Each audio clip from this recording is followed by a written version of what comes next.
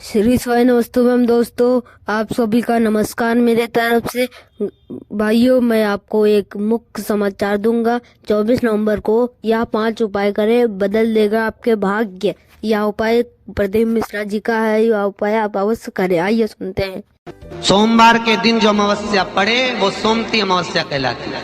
क्या करना पड़ता है उस दिन? कितना भी दुख, विपदा, कष्ट सम्मुख में खड़ा हुआ हो, कितना भी दुख, पूंजी धन की अगर आपको कमी पड़ रही है और ऐसा लग रहा है कि मेरे पास में कुछ भी नहीं, हम तो यहाँ तक कहेंगे कोई मकान बना रहे हो, बेटी का विवाह कर रहे हो, बेटे का विवाह कर रहे हो, कोई अच्छा कार्य कर रहे हो, धन संपदा की भी कमती दिखे तो उस समय पर कांता भगवान का स्मरण कर, कांता चक्र का स्मरण कर, शिव और नारायण का नाम लेकर एक बेलपत्र, एक शमी पत्र, एक श्वेत पुष्प, एक लाल पुष्प दोनों हाथ में लेकर भगवान शंकर के अशोक सुंदरी के स्थान पर अगर समर्पित करा जाए तो संपदा की भी कमी नहीं आती। वो कांता चक्र है जो नारायण।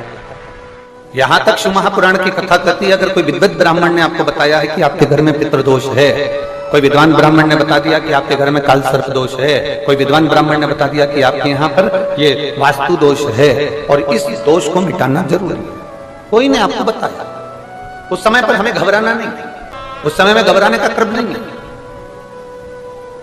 कहते हैं पीपल का जो जल झड़ता है पीपल के वृक्ष से, आप लोगों ने कभी देखा है कि नहीं देखा, वो हमको नहीं मालूम।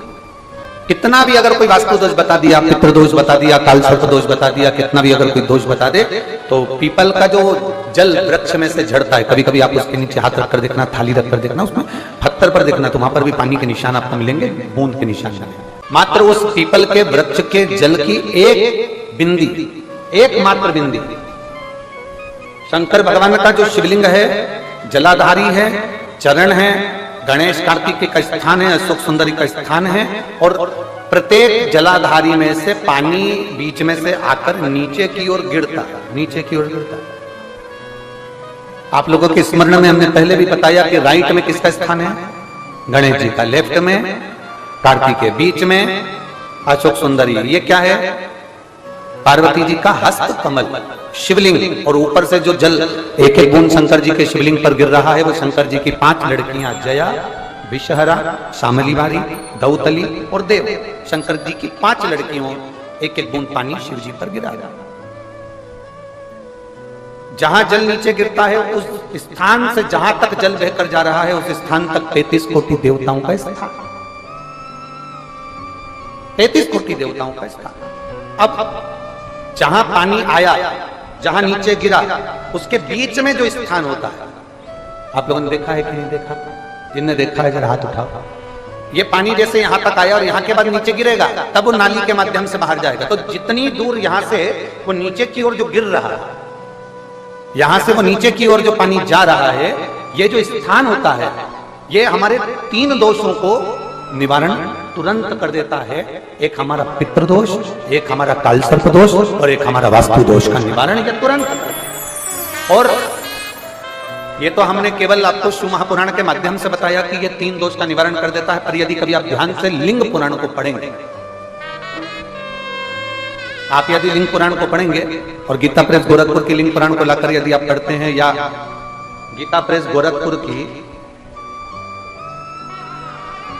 शिव अंक को भी आप अगर पढ़ेंगे, उसका नंबर हमारे स्मरण में नहीं आ रहा है, शिव अंक को भी अगर आप पढ़ेंगे तो उसमें भी आपको वर्णन मिलेगा कि हम तो केवल 3 दोष का बता रहे हैं, पर हमारे शास्त्र तो यहाँ पर और भी दोषों का वर्णन कर रहे हैं। जैसे किसी ने बता दिया आपको शनि का दोष है, किसी ने बता दिया मंगल का दोष है, किसी ने बता दिया आपको केतु का दोष है, किसी ने बता दिया आपको राहु का दोष है, किसी ने आपको कह दिया कि बृहस्पति का दोष है, किसी ने कह दिया आपको ये वाला दोष है। दुनिया के जितने दोष, पीपल के वृक्ष के झड़ता हुआ जल की एक बूंद का स्पर्श, भले वो सूख गई हो, उसका एक स्पर्श मात्र जहां पानी नीचे की ओर गिर रहा है, उतनी परिधि, उतनी जगह के बीच में जहां से पानी गिरता है, बस उस स्थान पर अगर वो उंगली अपना नाम और गोत्र का स्मरण कर कर भी लगा दी जाए और एक लोटा जल चढ़ा दिया जाए, तो ये जितने दुनिया के दोष हैं वो अपने आप समाप्त हो ही जाते हैं। शंकर की भक्ति का बोल बम का नारा है, और अच्छे से समझ लो जरा, ध्यान में आ जाए आप लोगों के, नहीं तो गलत कर बैठो तो बहुत स्मरण रखिएगा। शिवलिंग जलाधारी में से पानी बहता है नीचे की ओर जाता है। जितना मोटा शिवलिंग की ये जलाधारी होती है उसमें से पानी जहां नीचे गिरता है, जितनी भी मोटी हो उसमें कहीं पर भी आप बिंदी लगा सकते हैं। उस स्थान पर आप कहीं पर भी उस बिंदी को लगा सकते। कोई कह दे तुमको कि तुम्हारा मंगल गड़बड़ है, कोई कह दे तुमको तुम्हारा राहु गड़बड़ है, कोई कह दे तुमको तुम्हारा केतु गड़बड़ है, कोई तुमसे कह दे तुम्हारा बृहस्पति गड़बड़ है, तो समझ लेना कि हमारे ग्रह की दशा को सुधारने के लिए ये जो स्थान है, बस उस स्थान पर एक बिंदु एक। अब आज के जमाने में आपने देखा होगा, जब से आप शंकर जी को जल चढ़ाना प्रारंभ करें, जब से आपने शिव महापुराण की कथा सुनना प्रारंभ करी, तब से आपने सुना होगा कि कोई भी अब ज्यादा आपको सुनने को नहीं मिलता कि वास्तु दोष हो गया, कि पितृदोष हो गया, कि कालसर्प दोष हो गया। इसके पहले का जो समय था, उस समय किसी को भी पत्रिका दिखाओ, किसी के पास भी जाओ, वास्तु दोष, कालसर्प दोष, पितृदोष, ये सारे दोष चलते रहते थे। पर तुमने जो एक लोटा जल शंकर भगवान को समर्पित करा, तुम्हारा चढ़ा हुआ जल उसी स्थान से नीचे गिर रहा है जहां हमने बिंदी लगाने का बताया, वहां से नीचे गिर रहा है, तो तुम्हारा दोष जल चढ़ाते चढ़ाते अपने आप वो दोष समाप्त होता चलेगा। सारी समस्या का हल एक लोटा। आपके घर में पितृदोष है, आपको ऐसा महसूस होता है, आपको लगता है, तो किसी भी नवरात्रि के पहले जो अमावस्या पड़ती है, मान लो अपन अमावस्या पड़ी, आप एक अंदाजा लगाइए, तो जिस दिन अमावस्या रहे उस दिन चावल की कटोरी में एक कपूर का टुकड़ा रख दीजिए महाराज, छोटा सा, और कपूर का टुकड़ा रखकर उस कपूर को दरवाजे के बाहर कटोरी में ही, चावल रखी हुई कटोरी में ही उसको पितरों का स्मरण कर कर जला दीजिए। और जलाने के बाद उस चावल को कहीं भी किसी भी वृक्ष की छांव में पक्षियों के लिए डाल दीजिए। शिव महापुराण की कथा कहती है, अगर मान लो पितृ आपको कष्ट दे रहे हैं, पितृ आपको तकलीफ दे रहे हैं, कोई काम नहीं होने दे रहे हैं, या कहीं आपको ऐसा लगता है कि पितरों का दोष है, तो वो पितृदोष देवी, अब ये जो आप करेंगे ये कब कर रहे हैं? अमावस्या के दिन आप उसको रख रहे हैं, अमावस्या के दिन उसको रखकर रात भर आपने रखा कपूर के साथ में, सुबह एकम पड़ गई, नवरात्रि लग गई, उसी दिन उसको जलाकर आपने पटक दिया। अर्थात उससे देवी और पितृ इन दोनों का आशीर्वाद जो प्राप्त होता है, तो घर में से पितृदोष समाप्त होकर लक्ष्मी की वृद्धि प्रारंभ हो जाती है, कार्य में सिद्धता आ जाती है। मान लो अगर पितृदोष है तो करो, नहीं है बड़े अलमस्ती से रहो, तो ये पितृदोष का स्मरण। तो यहाँ शास्त्र कह रहा है कि पितरों का जो लोक होता है, पितर जो लोक होता है, उस पितृलोक में 64 योगिनियां प्रवेश नहीं करती। जैसे सोमती अमावस्या, कौन सी अमावस्या? सोमती अमावस्या। सोमवार के दिन जो अमावस्या पड़े वो सोमती अमावस्या कहलाती है। क्या करना पड़ता है उस दिन? पीपल के पेड़ की परिक्रमा करो, या तुलसी की परिक्रमा करो, या पूजन करो, पाठ करो, कुछ भी करो, पर सोमती के दिन दान करो, पुण्य करो, सत्कर्म करो, भजन करो। तो सोमती अमावस्या का विधान इतना शास्त्र क्यों कहता है कि सारी अमावस्याओं में प्रबल सोमती अमावस्या है? शनिचरी अमावस्या से भी बड़ी अमावस्या सोमती कहलाती है हमारा। तो कहा उस दिन सारे जितने भी ग्रह हैं, जितने भी ग्रह, सारे ग्रह चंद्रदेव के साथ मिलकर भगवान शंकर की आराधना में डूबते हैं।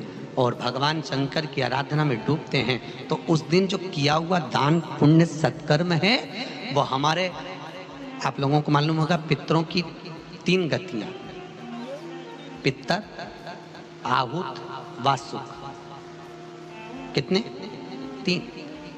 गर्भ में जो चले गया आहुत है, कुमारी अवस्था में गया जिसकी शादी नहीं हुई, आहुत। पितर अधोगति में अचानक बहुत सारी तमन्ना थी, बहुत कुछ करना चाहता था और अचानक चले गया, मर गया, पितर गिनती में आ गया। वासुक जो एक्सीडेंट आदि, फांसी, सुसाइड, वासुक। 3 शास्त्र कहता है सोमती अमावस्या के दिन ये तीनों आहुत, पितर, वासुक जहां पर घर की कुल की माता पीपल की परिक्रमा करती है या तुलसी की परिक्रमा करती है या पूजन करती है या दान करती है सोमती अमावस्या के दिन, तो ये तीनों को उसका भाग प्राप्त हो जाता है और तीनों तर जाते हैं। फिर उनको पिंड की जरूरत नहीं पड़ती महाराज, उनको तर्पण की जरूरत नहीं पड़ती। इसलिए सोमती अमावस्या का क्रम हमारे हिंदू धर्म में ज्यादा वर्णित किया गया। एक बेल का फल लीजिए। क्या लेना है? बेल का फल, बेलपत्री का जो फल होता है उसको ले लो। उसके अंदर का जो गुर्दा होता है, अंदर का जो भाग होता है, उसको निकाल लीजिए और उस बेल के फल में आटा सेक कर उसमें शक्कर मिलाकर उसको के अंदर भर लीजिए। अमावस्या के दिन सुबह 10 बजे से पहले उस बेल फल में जिसमें तुमने पंजेरी भरी है, आटा सेक कर भरा है शक्कर के साथ में, उसको अपने घर में घुमाने के बाद में जिसको कालसर्प दोष बताया है, पितृदोष बताया है या वास्तु दोष का स्मरण बताया है, घर में सब दूर घुमाकर अपने परिवार का हाथ का स्पर्श कराकर पीपल के पेड़ के नीचे तक खड्डा खोदकर उस बेल पत्र के उस फल को दाब दीजिए। महाराज केवल एक अमावस्या करना रहता है, पितरों के दोष से मुक्ति मिलती है और हमारे घर के कार्य सफल होना प्रारंभ हो जाते हैं। कार्य की सफलता होती है, कार्य में सफलता प्राप्त होने लगती है। हम तो कई बार कहते हैं महाराज जी, अगर ऐसा लगे किसी औषधि को आप ले रहे हैं, मालूम पड़े कि औषधि आपको लग नहीं रही है, शिव महापुराण की कथा करेंगे, मान लो औषधि आपको नहीं लग रही, आपने औषधि बहुत दिनों से ले रहे हो, कोई दवाई, मान लो आप किसी भी दवाई को ग्रहण कर रहे हैं और वो औषधि लगी नहीं रही है, वो शरीर को लगी नहीं पा रही और आप ठीक ही नहीं हो पा रहे, 15 दिन हो गए, 8 दिन हो गए, बताओ, उतना की उतना ही कैटरीना है, उतना ही उतना अपना भरा हुआ, वही की वही लीवर, वही की वही किडनी, वही की वही स्मरण, सभी कुछ वही वही है, उतना की उतना ही।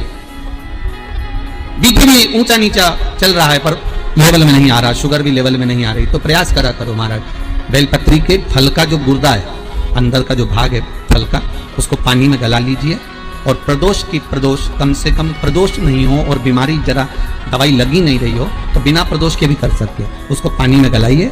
आधा घंटा पानी में, जैसे आपको सुबह मंदिर जाना है 10 बजे, तो सुबह स्नान कर कम से कम 6:30-7 बजे उसको पानी में गला दीजिए और उस बेले के फल का गुर्दा सा गला हुआ पानी शिव जी को ले जाकर समर्पित कर दीजिए। महाराज उस पानी में से थोड़ा सा 1 चम्मच पानी शिव जी पे चढ़ा हुआ लेकर आ जाइए। उस पानी को जो बीमार व्यक्ति है उसको औषधि देने से पहले मात्र आधी चम्मच से भी आधा चम्मच उसको दे दीजिए। भगवान शंकर का श्री शिवाय नमस्तुभ्यम का जाप कर उस पानी को देने के बाद अगर आप औषधि देंगे तो ये पक्का है कि औषधि अपना कार्य करना प्रारंभ कर देगी और वो स्वस्थ होना प्रारंभ होगा।